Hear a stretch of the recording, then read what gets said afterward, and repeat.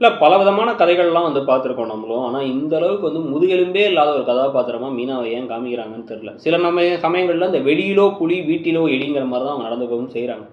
So அதுக்கு ஏற்ற மாதிரி தான் இன்றைக்கி வந்து பார்த்தீங்கன்னா அவங்க கிளம்பி அவங்க அம்மா அப்பா வீட்டுக்கு அவங்க அம்மா வீட்டுக்கு போக அங்கே உள்ளார வந்து பார்த்தீங்க அப்படின்னா சீதா இருக்கும் பொழுது எப்படி இருக்காரு அவர் தலையெல்லாம் சரியாயிடுச்சா அப்படின்னா ஏன் இன்னும் பெருசாக அடிபட்டுருக்கணுமாங்கிறாங்க சீதா.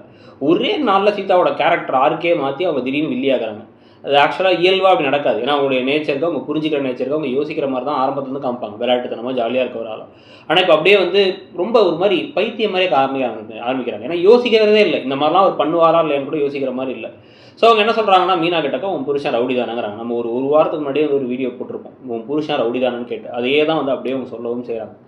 எனக்கு பார்த்தா தெரியுது, இவன் பண்ணுறதெல்லாம் வந்து பார்த்தா அப்படி தான் தெரியுது, வேணும்னே மனசில் வன்மம் வச்சு பண்ணியிருக்காரு, உன் புருஷன் சொல்கிறதெல்லாம் அப்படியே நம்பாத, உன் புருஷன் வந்து இப்படி குடிச்சிட்டு வந்து என் கல்யாணத்தையும் பிரச்சனை பண்ணார், இப்படியும் பிரச்சனை பண்ணுறாரு, இதெல்லாம் பார்த்து சும்மா இருக்க மாட்டோம் அப்படி இப்படின்னு பேசிகிட்டே இருக்கும்போது பலாரும் ஒன்று வைக்கிறாங்க சீதாவுக்கு மீனா. சொன்னால் என்ன அடிக்கிறாங்க நீயும் பார்த்துக்கிட்டு இருக்கீங்க அப்படின்னு சத்யா கிட்டையும் சந்திரா கிட்டையும் கோவப்பட அவங்களுமே என்ன சொல்கிறாங்கன்னா ஐயோ அந்த மாதிரி அவங்க பண்ணியிருக்க மாட்டாங்க, மாப்பிள்ளை பண்ணியிருக்க மாட்டார், மாமா அப்படிலாம் பண்ணியிருக்க மாட்டாங்கன்னா எல்லாரும் அவளே தூக்கி இது பண்ணிக்கிட்டு இருக்கீங்க, நானும் அவங்க பொண்ணு தானே, இதுக்கப்புறம் நான் போகிறேன், உன் மூஞ்சிலேயே முடிக்க மாட்டேன்னு கத்திட்டு போகிறாங்க. கத்திட்டு போயிட்டு ஹாஸ்பிட்டல்லையும் ஒழுங்காக வேலையை அவங்களால செய்ய முடியல, பாதி நாள் ஆஃப் டே லீவ் எடுத்து வீட்டுக்கு போயிடுறாங்க. இந்த அளவுக்கு மென்டல் டார்ச்சர் அவங்க கொடுக்குறது யாருன்னா அந்த அருண் தான். இந்த விஷயம் தெரிய வரதுக்கு இன்னும் எத்தனை மாதம் ஆக போகுதுன்னு தெரியல. முன்னெல்லாம் சிறகடிக்காசையில் டக்குன்னு விஷயம் முடியணும். ஆனால் இந்த ட்ராக்கை இழுத்துட்டு இருக்கிறத பார்த்தா ரோகிணி ட்ராக் மாதிரி இதையும் இழுக்க போகிறாங்களான்னு நினச்சாலே தலைவலியாக தான் இருக்குது நமக்குன்னு வச்சுக்கோங்க. ஸோ அதோட சேர்த்து இந்த பக்கம் வந்து பார்த்தீங்க அப்படின்னா இப்போ இங்கேயும் வந்து ஒரு ட்விஸ்ட் ஆகி இப்போ மீனாவும் போகிற வழியெல்லாம் ஒரு மாதிரி கன்ஃபியூஷனாகவே இருக்குது. அவங்க பைக்கில் போகிறாங்க, போகும்பொழுதே யாரும் இடிக்கிற மாதிரி போகிறாங்க, அவங்களுக்கு கான்சென்ட்ரேட்டே பண்ண முடியாமல் வீட்டில் வந்து படுத்துடுறாங்க. இதுதான் நாளைக்கு ஒரு பஞ்சாயத்து ஆக போகுது. அப்போவாச்சும் முதுகெலும்போட மீனாக இருப்பாங்கன்னு பார்த்தா பேன்னு பார்த்துக்கிட்டு இருக்காங்க. இதுக்கு நடுவில் இப்போ யோகா கிளாஸ் ஆரம்பிச்சிட்டாங்க விஜயான ஒரு ட்ராக்கு.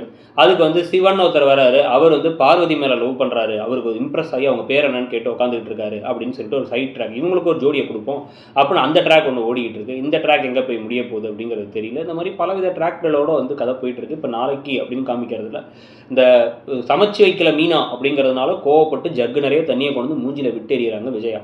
அதை பார்த்து அப்படியே ஷாக் ஆகி தகச்சு போய் இந்த பக்கம் மீனா அடிக்கும் பொழுதே அவங்களே அம்மாவே அடிக்கிற அளவுக்கு ஜக்கை தூக்கிட்டு கீழே போடுறாரு. இப்போ முத்து அவ்வளோ கோவம் வருது. ஆனால் அந்த இடத்துல ஸ்ட்ராங்காக ஒரு முடிவு எடுக்கணும். ஆனால் அவர் எடுக்கல. அண்ணாமலை உடனே வந்து என்ன பண்ணுறாருன்னா வந்து உனக்கு என்ன அவ்வளோ திமிராயிடுச்சா, மாமியார்னு என்ன அவ்வளோ பெரிய ஆளா அப்படின்னு அவர் கோவப்பட்டு அவர் என்ன பண்ணுறாரு அப்படின்னா வந்து இந்த விஜயா வந்து நான் எல்லாரும் இருக்காங்கன்னு பார்க்கலாம், நான் ஒன்று அடிச்சிருவேன்னு கையை வாங்குறாரு. மாற்றி கை வாங்குறீங்களே தவிர சொல்யூஷன் ஒன்று கொண்டு வரவே மாட்டேங்க. நம்மளுக்கு கமெண்ட் செக்ஷன் ஒருத்தவங்க சொன்ன மாதிரி தான், நிஜமாவே இதுக்கு கொடுக்க வேண்டிய சொல்யூஷன் என்ன, யார் சமைக்கிறதுங்கிறதுக்கான ஒரு தீர்வை கொண்டு வரணும். இவங்க மட்டும் இந்த வீட்டுக்கு வேலைக்காக வந்து அப்படியே வந்து ஒக்கேல இவங்கள அப்படிங்கிறத வந்து ஒரு ப்ரூவ் பண்ணணும்.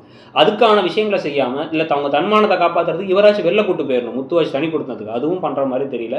இந்த கதை இப்படியே போயிட்டு மீனாவை கம்ப்ளீட்டாகவே வந்து ஒரு மாதிரி அடிமை மாதிரி காமிக்கிறத பற்றி உங்களுடைய கருத்து என்னங்கிறத சொல்லுங்கள். நீங்கள் பொறுத்த வரைக்கும் இந்த சீரியலில் என்னென்ன விஷயங்கள் ஒத்து வரலங்கிறதையும் சொல்லிட்டு சீதா திடீர்னு மாறினதை பற்றி உங்கள் கருத்தையும் சொல்லுங்கள். தேங்க்யூ.